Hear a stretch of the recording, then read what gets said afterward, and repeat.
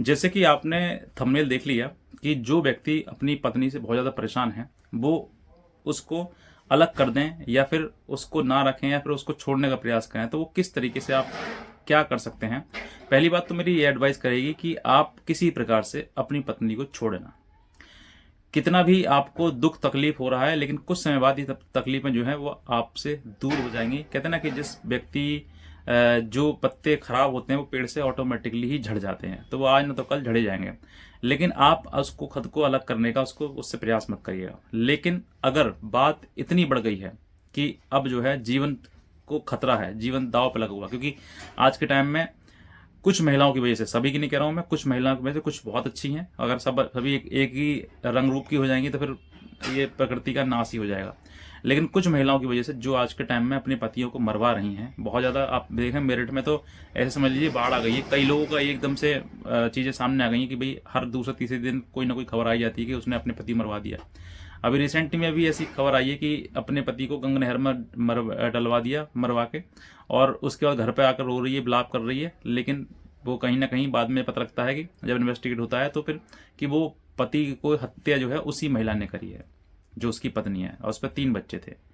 तो सोच कर देखिए कि अगर आपकी परिस्थिति इतनी बिगड़ गई है कि बाकी साथ रहना संभव नहीं है और अपना जीवन बचा लें वो ही बहुत है आपके लिए, तो आप ये समझ लीजिए कि अब जो है इस व्यक्ति से छुटकारा लेना आपको अति आवश्यक है। मैं कब कह रहा हूँ, जब परिस्थिति आपकी बहुत ज़्यादा विकट खराब हो गई तब की बात है।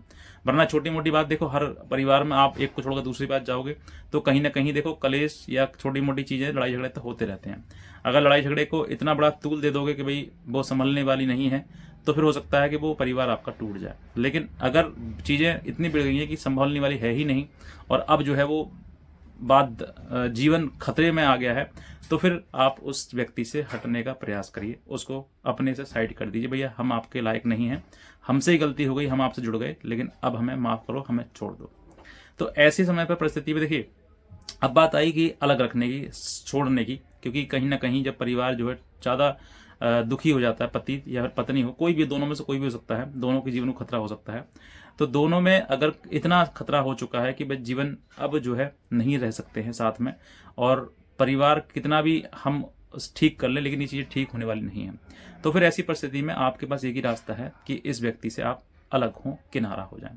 अब यहाँ पर नॉर्मल बात मैं कहूँ तो आपके पास तलाक का आधार है, तलाक आप ले सकते हैं उससे, तलाक के लिए डाइवोर्स पिटीशन फाइल कर सकते हैं। लेकिन ये नॉर्मल नहीं है। जैसे ही आप तलाक का पिटीशन फाइल करेंगे तो हो सकता है कि आपके ऊपर रिवर्ट में कई मुकदमे आपके ऊपर आ जाए, दहेज का, मेंटेनेंस का, घरेलू हिंसा का, कई मुकदमे आपके ऊपर आ जाएं, और फिर आप जो है इन मुकदमों में पिसने शुरू कर दें और परेशान हो जाएंगे बहुत ज़्यादा।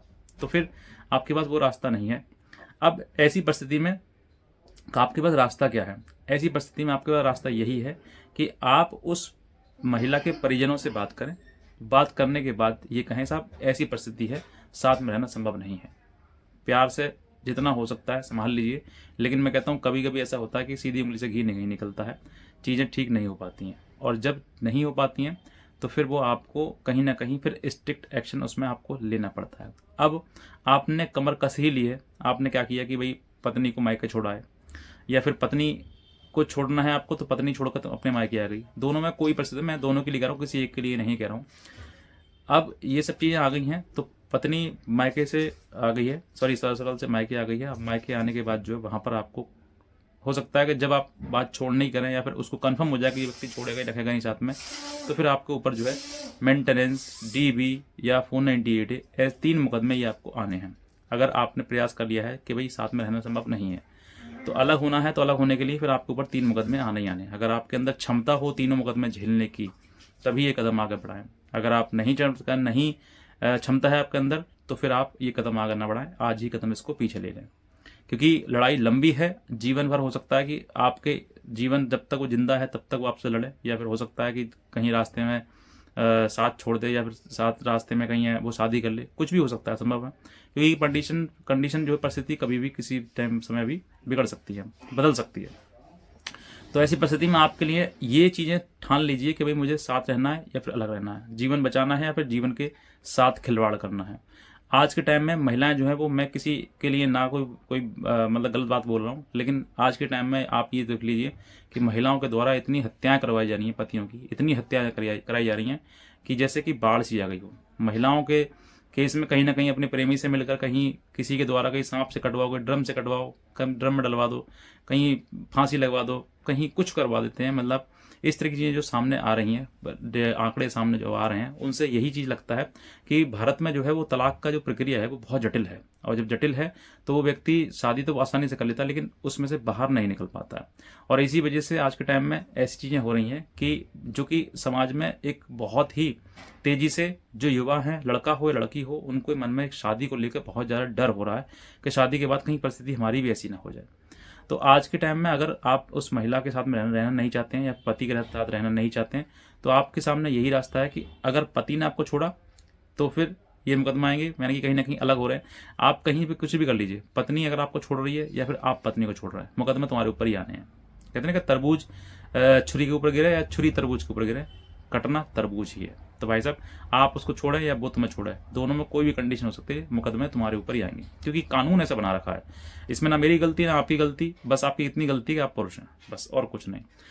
तो ये सब चीज़ें आपके सामने आ रही है, तो आप इन सब चीज़ों के लिए 3 मुकदमे आपके होंगे, और 3 मुकदमों में परिणाम क्या होगा मैं वो भी बताता हूँ आपके लिए। जीवन से बढ़कर कुछ नहीं है। मेंटेनेंस केस में आपको मेंटेनेंस देना पड़ सकता है, मान लीजिए देना पड़ सकता है। घरेलू हिंसा में आपको मेंटेनेंस देना पड़ सकता है। घरेलू हिंसा का मतलब 2 मेंटेनेंस के केस हैं, तो दोनों में से किसी एक में देना पड़ेगा। ये भी ऑनरेबल सुप्रीम कोर्ट की जजमेंट आ चुका है उस पर, तो किसी एक में ही आपको मेंटेनेंस देना पड़ेगा। अब कितना देना पड़ेगा, क्या देना पड़ेगा, ये डिपेंड करता है आपकी सैलरी पर, आपके काम पर, आपकी इनकम पर।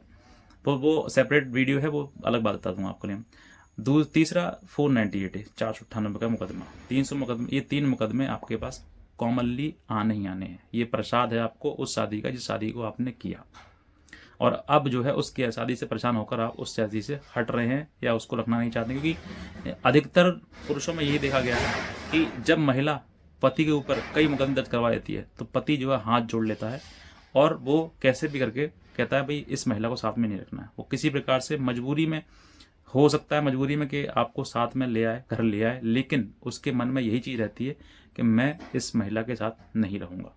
ये चीज़ उसके मन में, जहन में चिपक जाती है, और वो ये ठान लेता है कि कितना भी हो, कुछ भी हो, लेकिन इस महिला के साथ में मेरा जीवन यापन नहीं हो सकता है। तो ऐसी महिला जो आपको बहुत ज़्यादा परेशान कर रही हो, बहुत ही ज़्यादा परेशान अति कर दी हो इसने, उस महिला के साथ में आप ना रहें, यही आपके लिए कानूनी विधि विधान के अनुसार है। क्योंकि जीवन से बढ़कर आपको कुछ नहीं है जो आजकल जीवन में हो रहा है। क्योंकि घटनाएं मेरे सामने ही बताती है, सर मेरी पत्नी ने प्रयास किया हुआ है इस तरीके से मुझे मरवाने का, और कई चीज़ें सामने आ रही हैं। और ऐसी समस्या अगर आपके सामने आती है तो फिर देखो यही चीज़ें हैं कि एक दूसरे से अलग रहें, ना पति को न मारें, ना पत्नी को मारें, किसी को भी नहीं मारना चाहिए।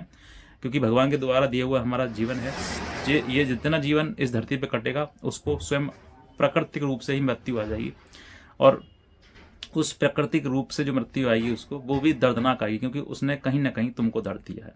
जो व्यक्ति एक दूसरे को, दूसरे व्यक्ति की वजह से किसी दूसरे व्यक्ति को दर्द हो, तकलीफ हो, दुख हो, वो व्यक्ति उस तकलीफ का बराबर का हकदार है। जो तकलीफ आज तुम्हें दे रहा है ना, समय आने पर, समय जब पलटेगा, समय का पहिया घूमता है, जो दर्द तकलीफ तुम्हें आज दी जा रही है, वो दर्द और तकलीफ भविष्य में वो व्यक्ति भी झेलेगा जिसने आपको दिया है। अब इसमें पुरुष हो महिला हो, इट डजंट मैटर, लेकिन ये चीज़ समझ लीजिए प्रकृति का नियम है, पहिया घूमता है और दर्द तकलीफ वापस आती है। तो इसलिए दूसरे को इतना ही दुख दें जितना कि तुम्हारे वापस तुम्हारे ऊपर जब आए तो तुम भी उसको सहन कर सको। इसमें कोई भी हो सकता है, महिला हो पुरुष हो, दोनों में से कोई व्यक्ति हो सकते हैं।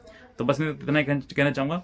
और भी बहुत सारी बातें हैं जो मैं आपको ऑन कैमरा या वीडियो में नहीं बता सकता हूँ, तो उसके लिए आप सीधे डायरेक्टली इसी नंबर पर, दिए हुए नंबर पर आप हमें कॉल कर सकते हैं, जहाँ से भी आप हमारी लीगल हेल्प आप ले सकते हैं। और मैं कुछ और चीज़ कहना चाहूँगा कि अगर आपका कोई केस किसी स्टेट में है, किसी भी स्टेट में है, तो आप हमें बता सकते हैं, मैं आपको जितना हो सकता है मैं आपकी हेल्प कर सकता हूँ। दूसरा, अगर आप एडवोकेट हैं और आप इस वीडियो को देख रहे हैं तो आप हमसे संपर्क कर सकते हैं, ताकि मैं आपके लिए भी और कुछ सोच सकूं। बस इतना कहना चाहूँगा। अगर आप नए हैं तुरंत सब्सक्राइब कर लें और दूसरे लोग तक जरूर से गए। आज का वीडियो देखने से बहुत धन्यवाद।